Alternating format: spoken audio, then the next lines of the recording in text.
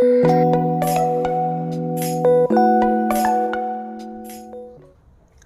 Morning all student. आज Sunday है, मैं आप लोगों के लिए जनरल स्टडी का टेस्ट लेकर आया हूं। आप लोगों को पता है कि हम एवरी संडे आप लोगों के लिए जनरल स्टडी का टेस्ट लेकर आते हैं। Top 20 question all competitive exam को ध्यान में रखते हुए हम वो क्वेश्चन आपके लिए लेकर आते हैं जो आप किसी भी एग्जाम में बैठिएगा, ऑल एग्जाम में आपको फाइट कराएंगे। आज का जो हमारा टेस्ट है वो टेस्ट नंबर 27 है। इससे पहले जनरल स्टडी के 26 टेस्ट हो चुके हैं।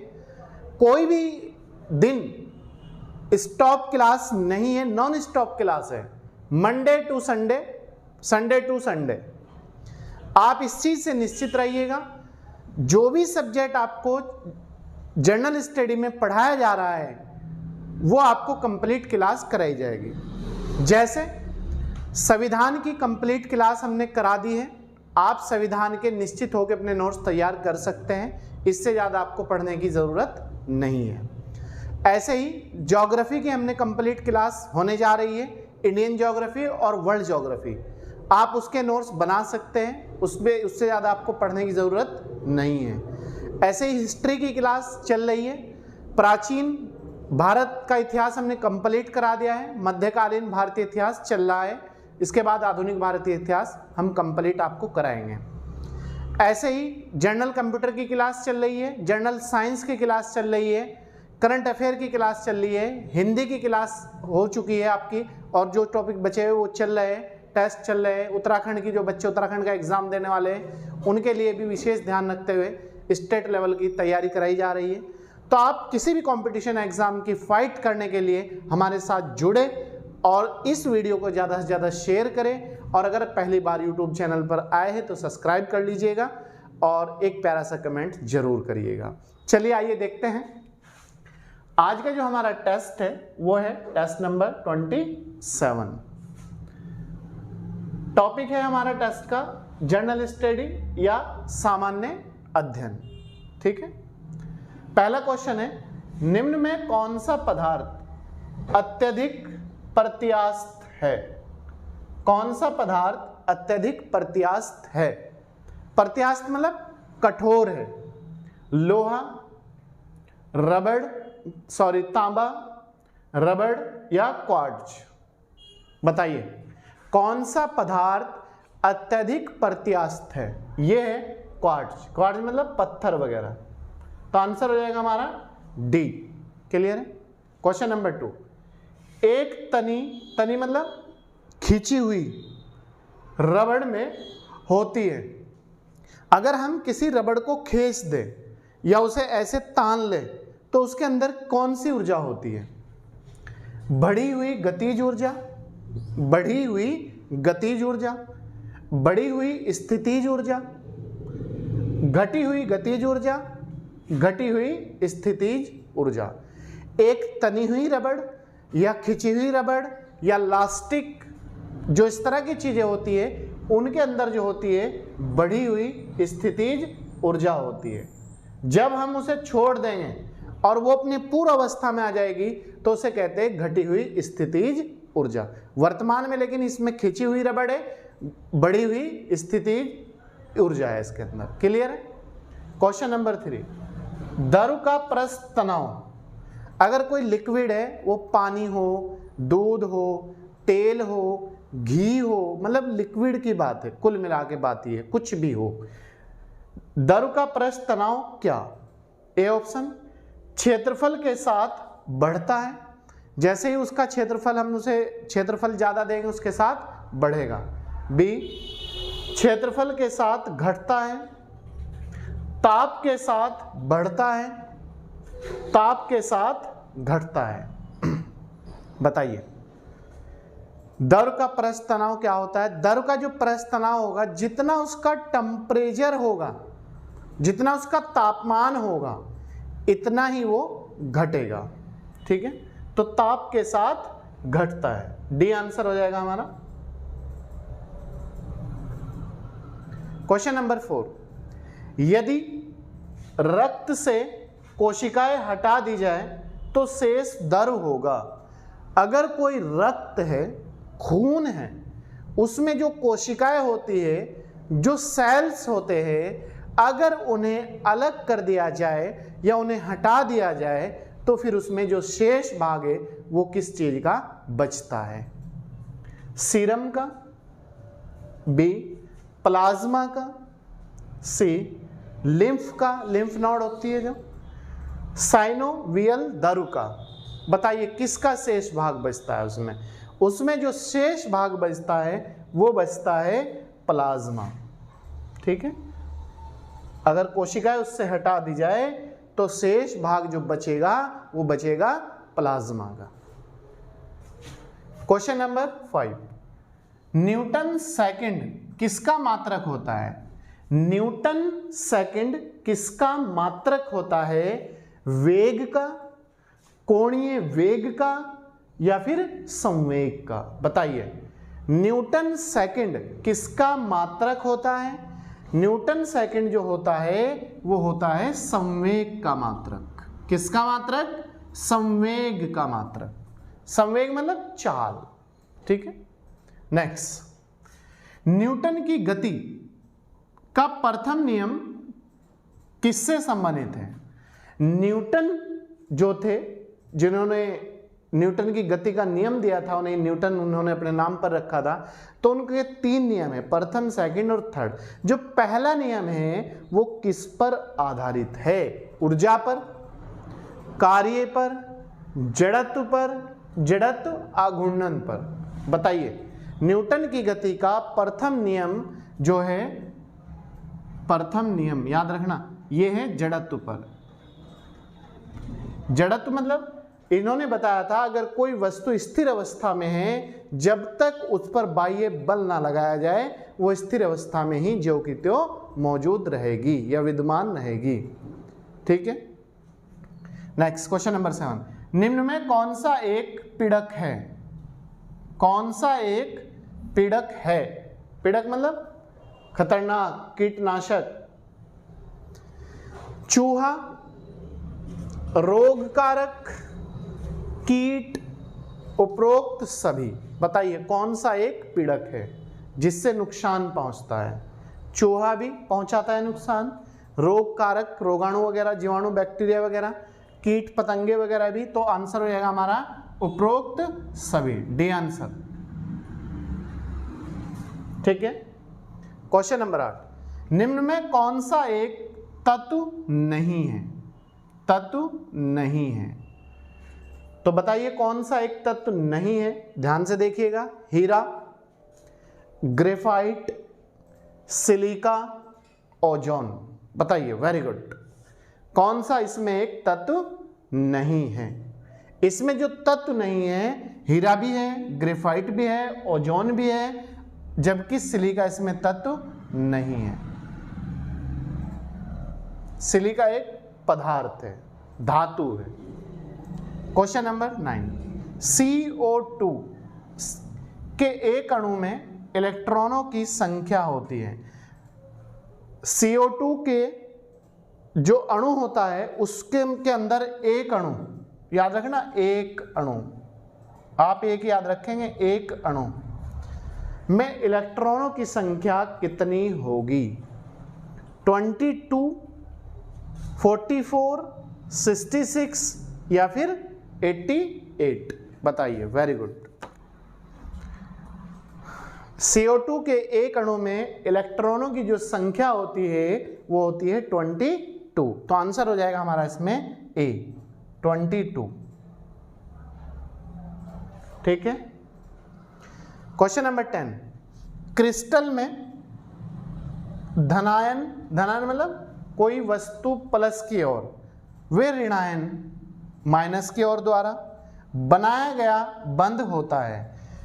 क्रिस्टल में जो वस्तु धनायन प्लस की ओर बढ़ती है और ऋणायन माइनस की ओर होती है, तो उसके द्वारा जो बंध बनाया जाता है उसे क्या कहते हैं या वो किस नाम से जाना जाता है? आयनिक, धात्विक, सहसंयोजी। बताइए किस नाम से जाना जाता है? वो जाना जाता है आयनिक। ए आंसर हमारा। ठीक है, इसके बाद नेक्स्ट क्वेश्चन है हमारा, क्वेश्चन नंबर 11 है हमारा, जल में गैस की विलेयता किस पर निर्भर करती है? जो जल के अंदर गैस होता है, जो उसका जल में मिश्रण होता है, विलेयता मतलब मिश्रण, तो वो किस चीज पर निर्भर करता है, किस चीज पर डिपेंड करता है, क्या है वो?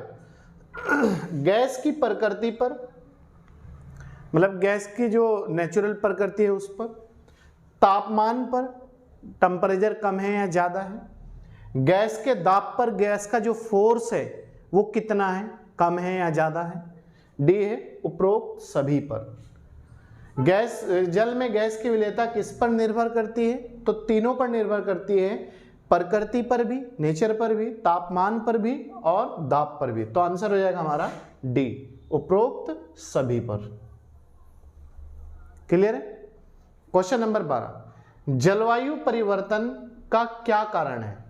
जो क्लाइमेट चेंज होता जा रहा है, आप देख रहे होंगे लगातार बारिश का कम होना, सर्दी ना होना, बरसात का ना होना, वर्षा ना होना, टेम्परेचर का बढ़ना, वायु का शुद्ध ना रहना, ये सब चीजें क्या है?